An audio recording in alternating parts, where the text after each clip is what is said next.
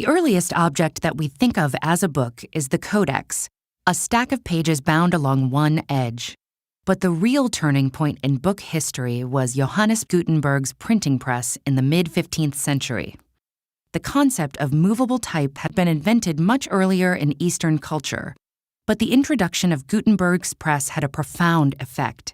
Suddenly, an elite class of monks and the ruling class no longer controlled the production of texts.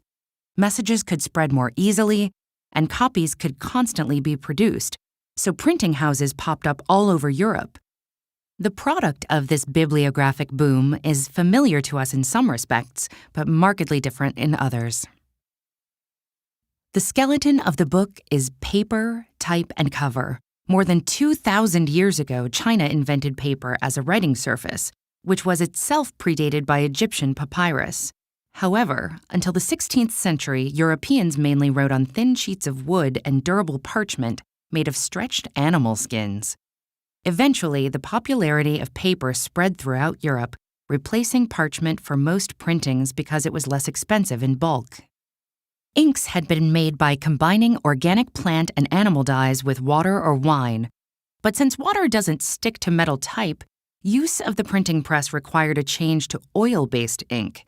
Printers used black ink made of a mixture of lamp soot, turpentine, and walnut oil. And what about font size and type? The earliest movable type pieces consisted of reversed letters cast in relief on the ends of lead alloy stalks. They were handmade and expensive, and the designs were as different as the people who carved their molds.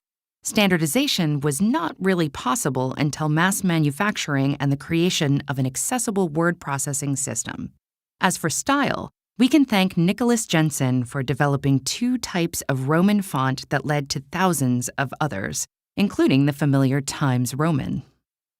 Something had to hold all this together, and until the late 15th century, covers consisted of either wood or sheets of paper pasted together.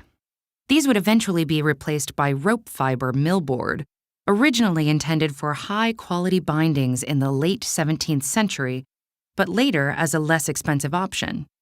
And while today's mass-produced cover illustrations are marketing tools, the cover designs of early books were made to order. Even spines have a history. Initially, they were not considered aesthetically important, and the earliest ones were flat rather than rounded. The flat form made the books easier to read by allowing the book to rest easily on a table. But those spines were damaged easily from the stresses of normal use. A rounded form solved that issue, although new problems arose, like having the book close in on itself.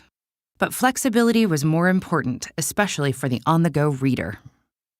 As the book evolves and we replace bound texts with flat screens and electronic ink, are these objects and files really books? Does the feel of the cover or the smell of the paper add something crucial to the experience? Or does the magic live only within the words, no matter what their presentation?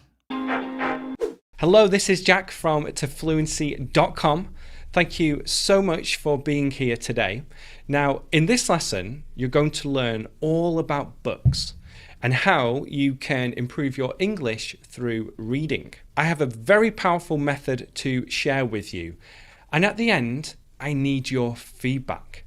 But first, let's talk about a problem that many of you face when it comes to reading in English. The problem is this: when you are reading and you see a word that you don't understand, should you stop reading and look up the definition of this word, or should you just continue? When you stop and look up new words or you analyze the language, this is called intensive reading. Intensive reading. So you focus on the language and you stop when you need to learn something new. Extensive reading is when you don't stop and you just read for pleasure. You're reading to enjoy the book. We're going to talk about which one is best soon, but first, let's discuss what type of books you should be reading. There are 3 things to consider when choosing a book: the genre, the level of the book, and how enjoyable it is. The genre means the category. So when you go to the library or a bookstore, you'll notice that books are categorized into different sections. Things like novels, history, science, etc. So if you love novels, then consider getting a novel. If you are studying business English, then get books based on business English. This is important to say because I find that a lot of learners feel like they have to read a certain type of book.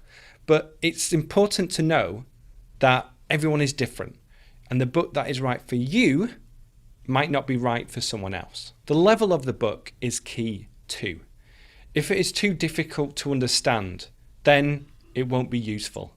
If you have to stop at every sentence and look up a new word, then you're not going to enjoy reading the book. A great solution here, and I've mentioned this many times, is to look at graded readers.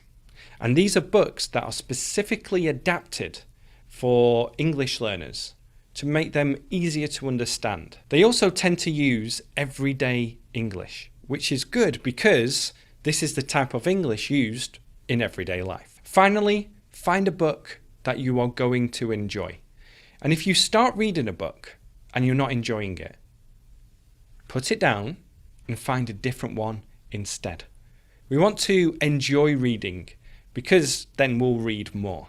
Here is a great way that you can find books that you're going to enjoy before buying them. Now, go to Amazon.com to do this.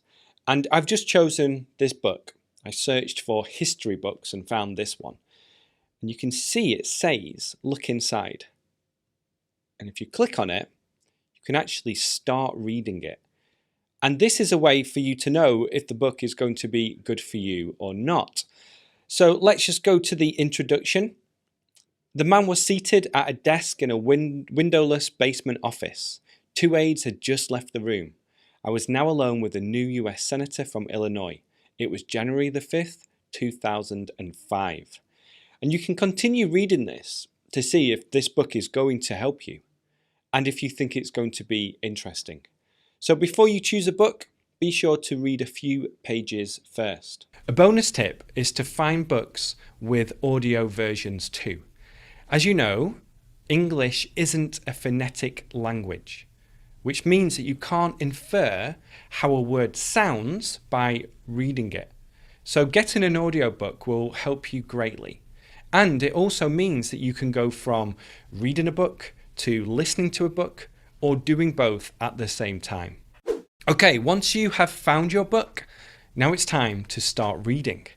And let's go back to whether intensive or extensive reading is better. As a recap, intensive reading is when you focus on the language and look up new words, and extensive reading is when you continue reading for pleasure. Which ones should you focus on? Which one is better?